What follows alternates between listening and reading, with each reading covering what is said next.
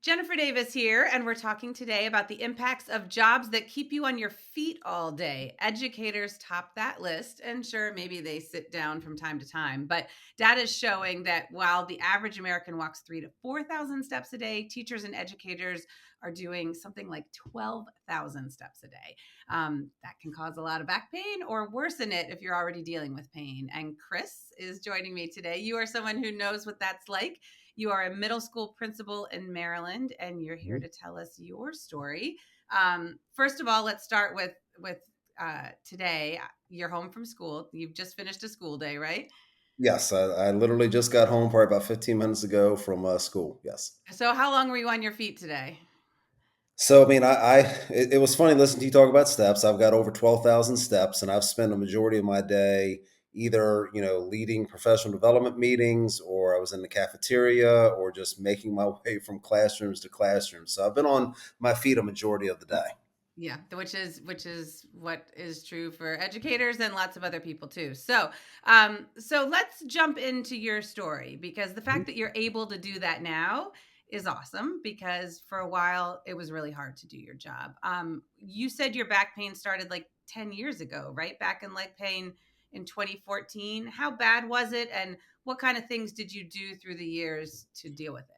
So I was dealing with back pain that would then lead to like hip and leg pain. And I went to some local doctors around here, and we tried anything from physical therapy.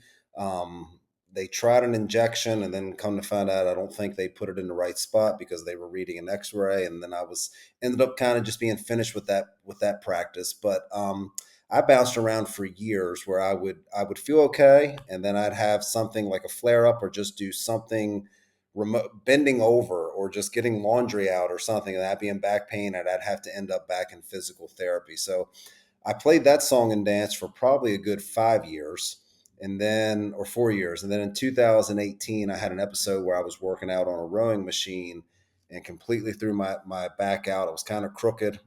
Ended up down at a place in Frederick, Maryland. Went through physical therapy again for months because I was just always scared of pain or scared of surgery. That was always that's not an option with me. Like I was going to try to do everything I could. So I ended up in physical therapy for again, probably I missed about 2 weeks of work. I was an assistant principal at the time. Ended up probably physical therapy for about 4 months. And then I felt back to, I was good again. And that was kind of and then I'd be good. And I was good then until about January of 2020 with some episodes here and there that would require some yoga stretches and some minor PT I could do on my own. And then in 2020, I woke up, just had been working out, and I woke up the next day with just sheer radiating pain down the right side of my leg. Um, Thought, okay, I need to get back in physical therapy. And again, physical therapy again. And I was in there for a couple months. And then I'll never forget, we took my mom out for Mother's Day in 2020, went to a restaurant, we had brunch. We had enjoyed a nice brunch. I got up and I was just like, man, my something's wrong. My back doesn't feel right.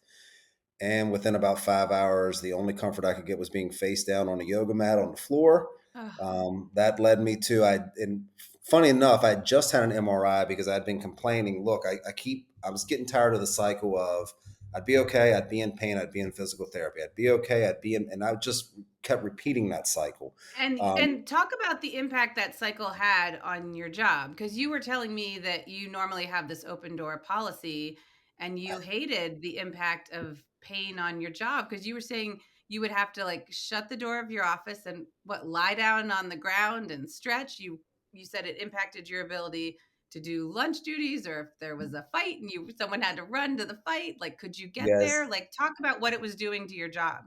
so I had issues from 2020 to 2022. In 2020 was when I had the MRI. That had led me to a place down in Frederick that basically they were just like, "Hey, well, we're going to shave the herniated piece. You'll be in and out." And my wife is the one who told me, like, if surgery is on the table, then we need to see the best. And she had heard about Virginia Spine. Thank God to this day got me in to see Dr. Haynes, who completely, Dr. just Colin Haines. yeah, Yep. Dr. Colin Haines, who was the first doctor to really treat me like a human being, asked me what I wanted, sat with me for 40 minutes, went over all the options, not just surgery. And then throughout that, And I was did trying you to, tell him what a hard time you were having on the job? well, actually, I think he could see because by the time I had gotten to Dr. Haynes, I had ended up missing work for about 2 weeks. I was bent over. I was in sheer pain. I was just miserable. And even then, I was trying to look at my options that weren't surgical. And to him, that first time we met, we went over everything from physical therapy to injections to stem cells to surgery kind of being the last option because he was listening to me. He understood I didn't want that, and I had went through. We ended up doing injection that summer, and I went through physical therapy. And I told him, I said, look, I have a vacation planned in July. We're taking our kids. I really want to go to that. And Dr. Haynes like, we're gonna get you on that vacation. So he got me to go on that vacation, and then I would still be in that cycle of I would start to feel better, then I'd have a relapse, and I'd start to feel better. And as you were saying about my job, I mean, it was impacting my job for the simple fact is I got to the point where if I was in meetings, I couldn't sit for longer than 5 minutes. I'd be standing. I had to get a standing desk because that was also during the time of COVID. So I had to take all my virtual meetings at my standing desk because I just could not sit. I would have to tell my office staff, hey, for the next 10 or 15 minutes, just my door's going to be shut. I hated doing that because you got to be there for your staff. And I'm a people person. I want to lead and be able to hear if they have problems or they have questions. And I had took my yoga mat to school and every single day. I mean, my day started with getting up and doing yoga stretches for 15 minutes. Then I'd come to work. And then around 11:30, close my door, yoga stretches for 20 minutes, just, anything to try to get some relief. And then, like I said, I was not down in the cafeteria as much. I wasn't being the principal and I thought the educator that I wanted to be because even if I started to feel better, that pain was always at the forefront of my mind. And at that time, I was a high school principal. I had evening events, which were just absolutely just killing my back. Where I was in a lot of pain. I was having to come home, and I was using an inversion table. I was taking ibuprofen just because my back pain was just to the point. It was just always there. And then, like, even in my personal life, it was impacting us going on vacation and us because it would always have to be. I said at that point my back became the perpetual wet blanket to the fact where if we were talking about something, my wife and I would have to stop and say, okay, so if this is a 3 hour flight or this is a 5 hour drive, how do you think you're gonna can your back handle this? And I mean, I had to take all the precautions. I had back things for my car. I had I had everything. I had to get a special chair. I took in more padding. I got a standing thing for my standing meetings at school, so I wasn't just standing on the floor. It was cushioned. I mean, I But was trying to even make doing all of these things, you're still trying to avoid surgery because why? What are you worried about with surgery? because I was under the mentality of anybody you talk to who had surgeries. Once you had one surgery, you were going to have another. And I had heard all the scary things about a fusion. And if you get a fusion, it's going to really tighten up everything. You're not going to have the mobility you want. It might help with pain, but again, that's a band aid, could be for years. And then you're going to be cut open again. And that was just, I've, as young as I was at the time, in my early 40s, I was really like, I don't want to set my life up for the next 30 years of just every 4 or 5 years having to have back surgery. So what changed for you? Why did you finally decide to have surgery in 2022? So I had started seeing Dr. Haines in 2020, and I was having flare ups. And what I mean by that is, so I mean, I had basically given up kind of my exercise was walking on a treadmill. I couldn't run because that was just too painful. I had to give up lifting really any heavy weights because I was just always scared. No matter if I made a movement, I never knew what was going to throw my back out. And then I would go through a period where I was trying to do hip strengthening exercise. I was trying everything, just to my core, trying everything so that I could avoid surgery. And it kind of fell back into that cycle. I'd go for a little bit and we would do something and then my back would start bothering me. And, I would he might have to give me a steroid pack at the time to help with the inflammation and the pain, or I was still in PT at the time. And I was just like, boy, this is just becoming a cycle of I'm okay for a little bit. I either take a steroid medicine or I was in PT. I was getting dry needled. I was just trying everything that Oh, I you could. did every Yeah, but I was seeing an acupuncture. I tried cupping. If there was something out there to try to help with the pain and not do surgery, then I was all for to try it.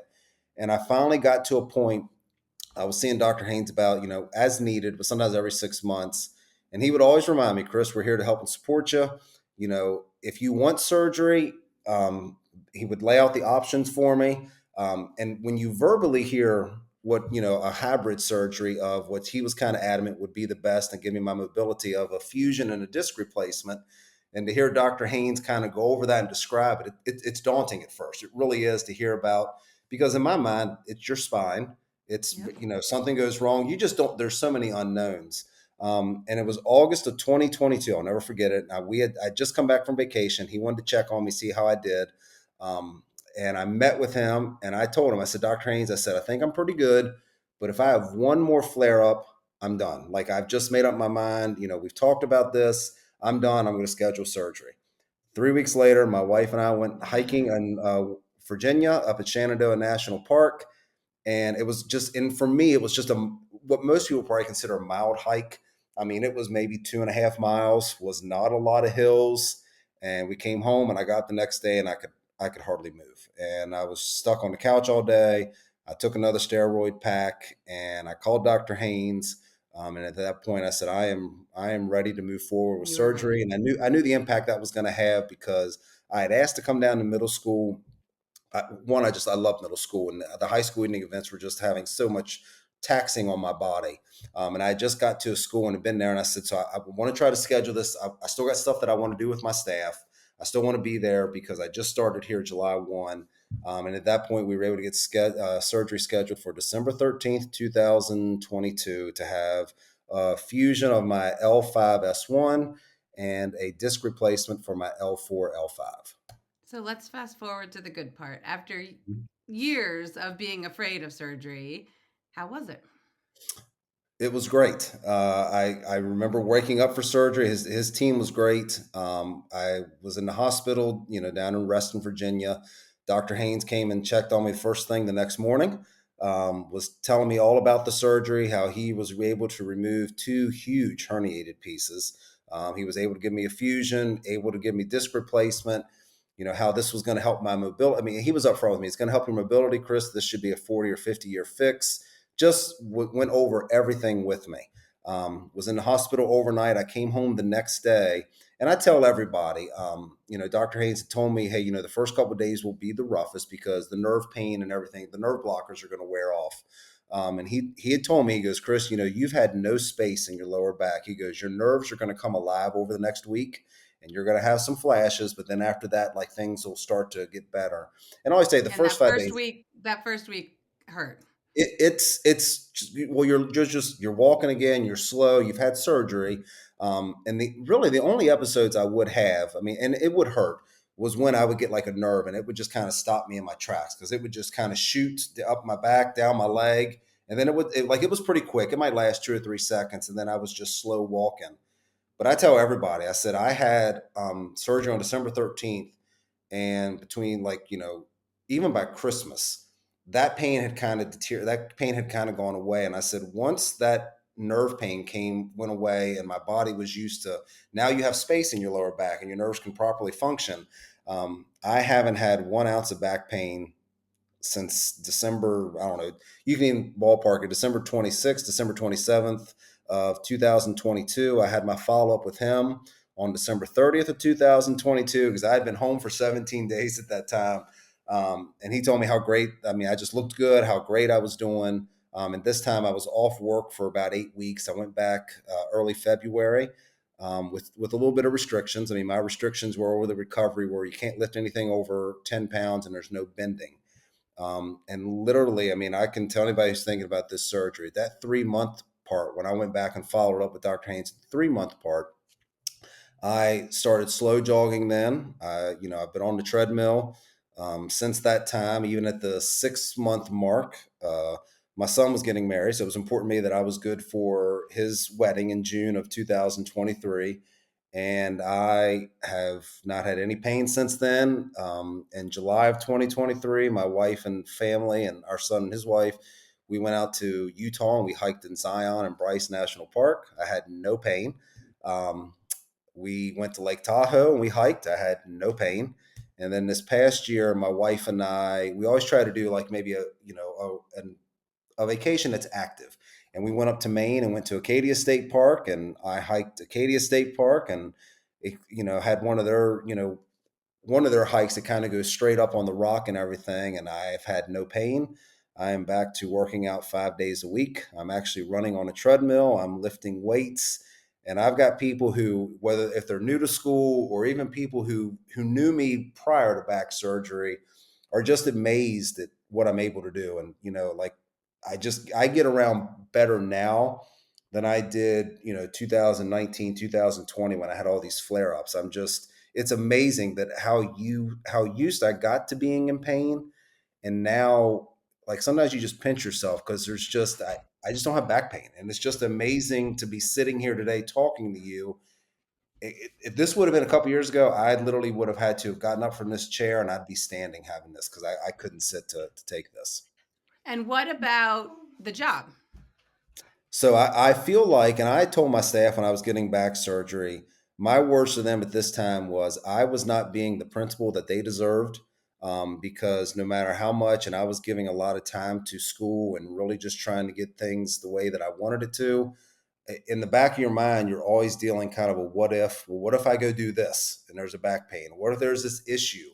And I felt less than because if there was an issue that needed my attention, I couldn't get there as quickly as I wanted to. Or I wasn't in the cafeteria, or I wasn't here supporting people that I wanted to because I had to take care of myself at times. And by that, I mean, I stress the importance of taking care of yourself, family first and all that. But it got to a point that if I didn't take care of myself, things were going to be really bad. So having to kind of take some time for myself during the day, I felt less than for my staff because I always want to be accessible. And I just felt I hated closing my door. I still hate it to this day. I only close it if I'm in a meeting or an important phone call. And just not, I just felt like I just wasn't being there, and wasn't being the leader that they deserved or needed at that time. And I still felt guilty when I was taking time to get the back surgery, but I just reached that point in my life where I couldn't continue as I was going. I And didn't know now if I could. it's totally different now, right? Yeah, like I am. Yeah, I'm just. It's amazing when I really think back to 2020, 2021, 2022, prior to surgery. I mean, it seems like a lifetime ago because even on days now when I work out or I'm doing something, or maybe I don't want to work out, I always tell myself, don't take us for granted because 2 or 3 years ago, you couldn't do this, and now it's like I'm doing things like I'm doing exercises I never like, even with like legs and lunges and squats and deadlifts and just doing things that were just no brainer.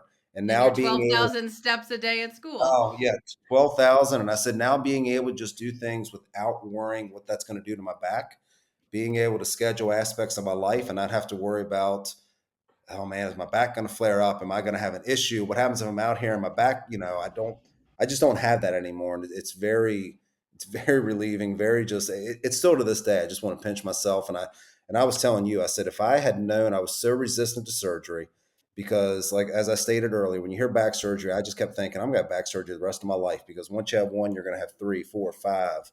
And sitting here today with the way I feel, with the way the fusion and disc replacement, I wish I would have done this now back in 2021 to early 2022 because I gave away months of my life trying to put off surgery but help myself. And I said the life that I've been able to get back now that I've had surgery has just been everything that I could have wished for. When going in for a surgery, I feel like sitting here today, the result I got is like a best, like what you want out of a surgery. You want your pain to go away. You want to get your life back. And I am active, and I couldn't be happier. I couldn't be more thrilled with Virginia Spine, with Dr. Haines. I said, I am one of his biggest fans. I told him he gave me my life back. I try to recommend anybody that has back pain. I'm like, man, if you can go down to Virginia Spine down in Western Virginia, Dr. Colin Haines is the best doctor that I have ever dealt with. I said most importantly, his customer service. He treats me like a human being. He has been outstanding to my wife when she's taken me to appointments. Like, hey, we're all family now. Like, I can't praise him enough. Like, he is just everything you'd want in a doctor, and just to be able to give me my life back, like, I'm just eternally grateful for it. And it sounds like one of the main lessons you learned is don't be afraid. Spine surgery now is different than, like, there's a reason people are afraid of it. I think we remember our parents or our grandparents, and what it used to look like. But modern spine surgery is very different. And But I guess it, it, that's one it's of the lessons from your story, I think. it's crazy how far it's come. And I mean, my wife. I mean, there's people, family, friends, or who's had back surgery, and you've heard the stories. Well, this is their Mhm. fourth back surgery. This is their fifth. And you grow up just hearing that, and then just back surgery just had an awful connotation. It just was something I was like, I do not ever want to do this. And now to be sitting here today, and with the modern advances in technology and everything that they're able to do, and I tell everybody, I think I blow people away when I said I had back surgery and I've got a scar on my stomach, and they're like, they went in through the front, and I'm like, yeah, Mhm. because it's minimally invasive, and they're able to, the recovery's quicker, and it's just it's been amazing, and I love to brag about how I'm feeling. I love to promote Dr. Haines just because, like I said, when somebody is able to work with you, give your life back, and actually treat you, and they care about you and treat you as a human being. It was just, that was very important to me, and I'm very thankful. Ah, Chris, we like to brag about you too because your story really is amazing. And thank you for sharing it with us today. We're so happy you're doing so well. Oh, thank you. All right. Thank you.